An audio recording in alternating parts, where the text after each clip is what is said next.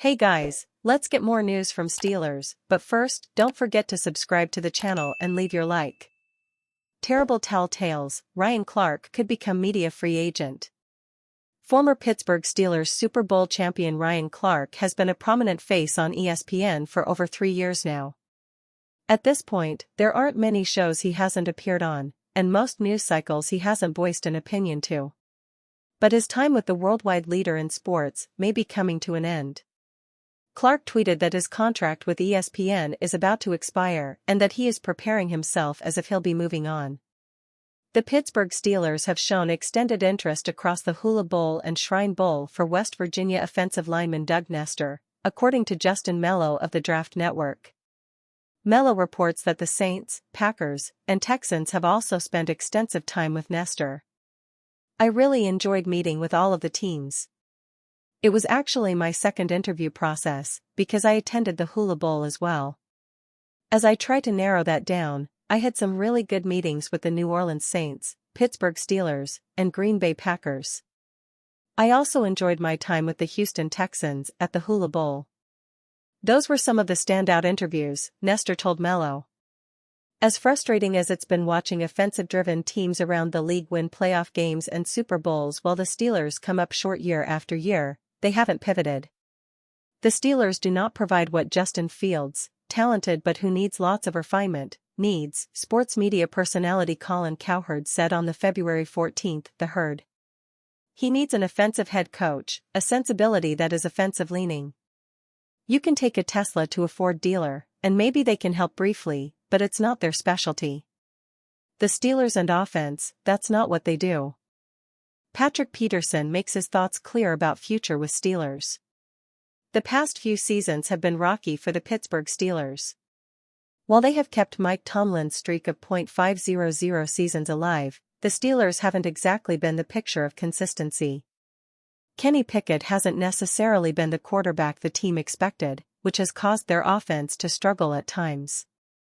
The saving grace for this team has been their defense, which continues to be among the best units in football. They have found a way to maintain elite levels of defensive output, a big reason they have won some of their close games. While they have a great defensive roster, the status of one Steelers defender is up in the air. There have been rumors that the Steelers want to move on from Patrick Peterson, hoping to get younger at the cornerback position. Whether or not these rumors are true or not remains to be seen. Peterson recently discussed this situation in a segment of his All Things Covered podcast, where, according to Pro Football Talk, he said, "I signed a 2-year deal for a reason." Peterson has made it clear that, if the Steelers want him this year, he is happy to play for them for another season. It will be interesting to see how this situation moves forward, especially since the Steelers are looking to have more success in 2024 than they have in the past few years.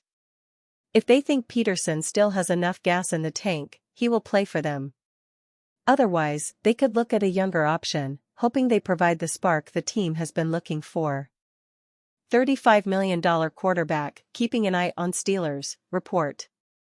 The outlook for the Pittsburgh Steelers' 2024 offseason has seemed to change in a big way since the NFL season came to an end on Super Bowl Sunday.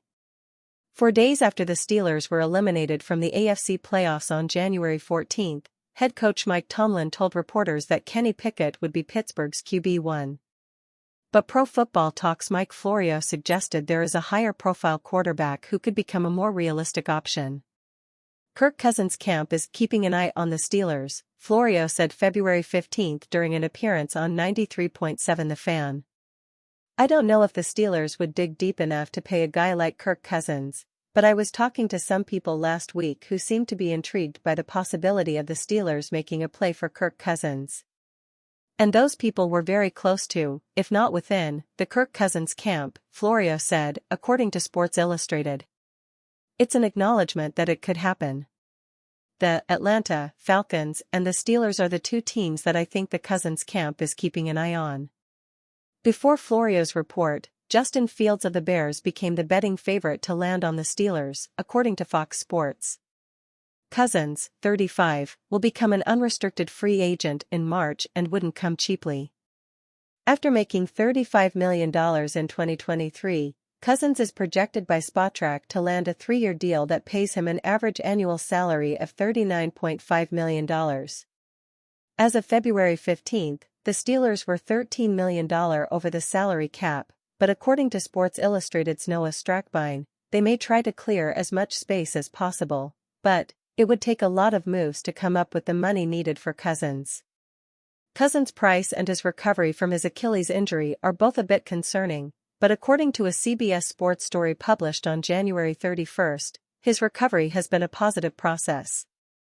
"We are 2.5 months in since surgery, and I kind of kept waiting for the setback or the frustration with the rehab, but it's been a positive experience," Cousins said, according to Isabel Gonzalez's story. "We got probably another 3 or 4 months to go, whatever it may be.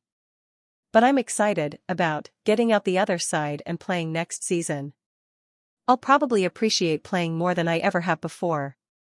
Acquiring Fields would require a trade of draft capital.